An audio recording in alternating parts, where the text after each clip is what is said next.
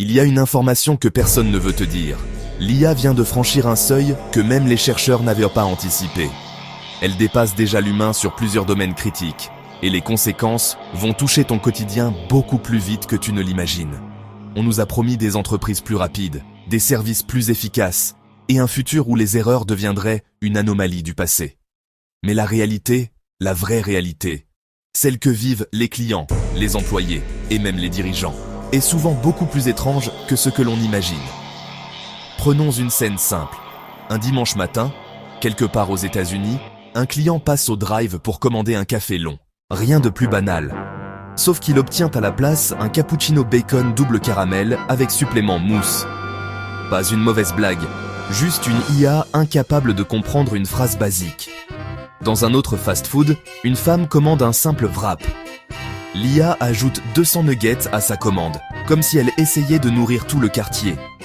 Ce genre d'erreur devient tellement fréquent que plusieurs enseignes abandonnent leur système, non pas parce qu'ils sont inutiles, mais parce qu'ils sont trop imprévisibles. Et c'est là que commence notre histoire. L'intelligence artificielle fonctionne, oui. Elle fait gagner du temps, parfois. Elle automatise des tâches simples, souvent. Mais elle possède une face cachée. Elle fonctionne, sauf quand elle décide de ne pas fonctionner. Et c'est précisément ce minuscule pourcentage d'erreurs qui rend tout le système instable. Comme une voiture qui roule parfaitement 95% du temps, mais qui se mettrait soudain à tourner à gauche toute seule 5% du temps. Ça ne paraît pas grand-chose, mais on ne peut pas lui faire confiance. Un rapport du MIT a récemment analysé plus de 150 dirigeants et 350 employés. Le résultat a été un séisme. 95% des entreprises qui implémentent l'IA n'en tirent aucun bénéfice réel. Pourtant, ces mêmes entreprises dépensent des millions dans des outils, des serveurs, des consultants spécialisés. Les marchés ont paniqué. Les actions des géants de l'IA ont chuté.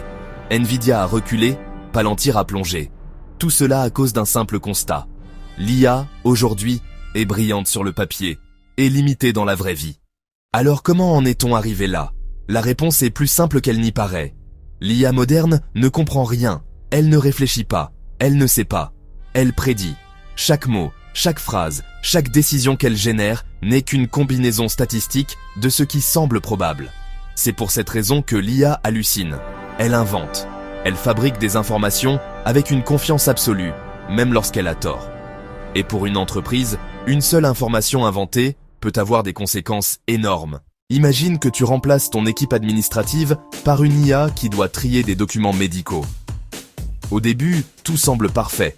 Les dossiers s'ordonnent, les étiquettes se collent, les comptes rendus se résument tout seuls. Puis, un jour, tu découvres que 10% des noms de patients ont été inversés, que des dates de naissance sont générées au hasard, que l'IA confond le médecin avec le patient.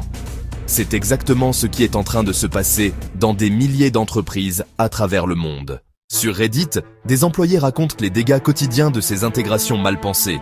L'un explique que son entreprise a remplacé son logiciel de planning par une IA censée révolutionner l'organisation. Résultat, le service compta passe maintenant ses journées à vérifier si l'IA n'a pas déclenché des horaires absurdes. Un autre raconte qu'en milieu médical, l'IA est incapable de trier correctement des dossiers, au point où les secrétaires doivent refaire tout le travail derrière elles. L'ironie ? Ces entreprises avaient gelé les embauches, persuadées que l'IA allait réduire la charge. À la place, elles ont créé 2 fois plus de travail. Mais il faut être juste, tout n'est pas noir. Certaines entreprises réussissent spectaculairement bien avec l'IA. Et ce n'est pas un hasard. Elles ont quelque chose que les autres n'ont pas, une stratégie cohérente. Elles ne tentent pas d'utiliser une IA généraliste pour résoudre tous les problèmes. Elles s'attaquent à un seul problème précis. Elles n'essaient pas de remplacer l'humain. Elles utilisent l'IA comme un outil, pas comme une substitution. Elles investissent dans des modèles spécialisés, pas des outils génériques censés tout faire. Et surtout, elles ne cèdent pas à la hype. Selon la même étude du MIT, les startups dirigées par de très jeunes fondateurs, parfois 19 ou 20 ans, explosent littéralement grâce à l'IA. Pourquoi ? Parce qu'elles n'essaient pas de transformer le monde. Elles essaient simplement de résoudre une douleur très spécifique. Certaines ont généré plus de 20 millions en un an. Preuve que l'IA fonctionne. À condition de savoir l'utiliser.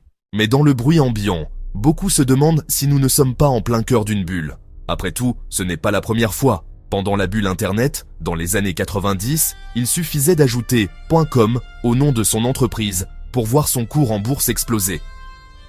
La plupart de ces entreprises n'avaient ni revenus, ni clients, ni modèle économique. Elles vendaient du rêve, jusqu'au jour où tout s'est effondré. Seules quelques-unes ont survécu. Amazon, Google, eBay, les survivants qui ont bâti l'Internet d'aujourd'hui. La comparaison avec l'IA est troublante. Les serveurs coûtent des milliards. Les modèles consomment autant d'électricité que des villes entières.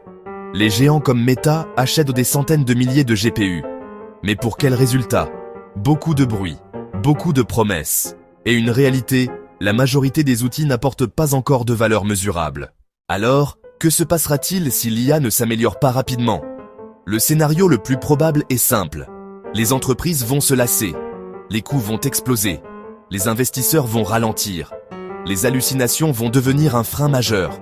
Et l'enthousiasme collectif va laisser place à une forme de frustration. Ce serait l'équivalent du trou, du cycle de Gartner. La période où une technologie quitte l'euphorie pour entrer dans la désillusion. Mais ce n'est peut-être pas une mauvaise chose. Car après chaque bulle, viennent les vrais gagnants. Ce sont eux qui construisent les fondations solides, les outils réellement utiles, les innovations durables. Si l'IA traverse une bulle, elle pourrait ensuite atteindre un nouveau plateau de productivité, bien plus mature, bien plus puissant, et peut-être même réellement intelligent. À ce stade, une autre question se pose. Pouvons-nous corriger les hallucinations?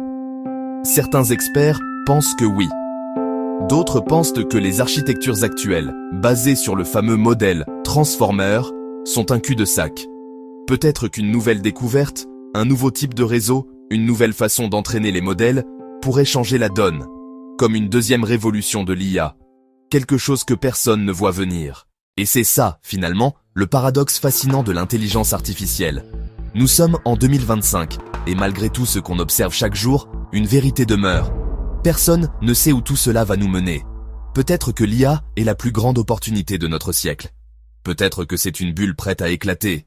Peut-être que les deux sont vrais à la fois. Mais une chose est certaine, nous vivons un moment charnière. Et ce moment, même avec ses erreurs absurdes, ses bugs incompréhensibles et ses promesses parfois trop grandes, reste l'une des périodes les plus passionnantes de notre histoire technologique. Si tu veux comprendre ce qui va vraiment se passer dans les prochaines années, et si tu veux suivre les futurs épisodes, n'oublie pas de t'abonner, liker la vidéo et activer la cloche. Parce que ce que nous vivons aujourd'hui n'est que le début.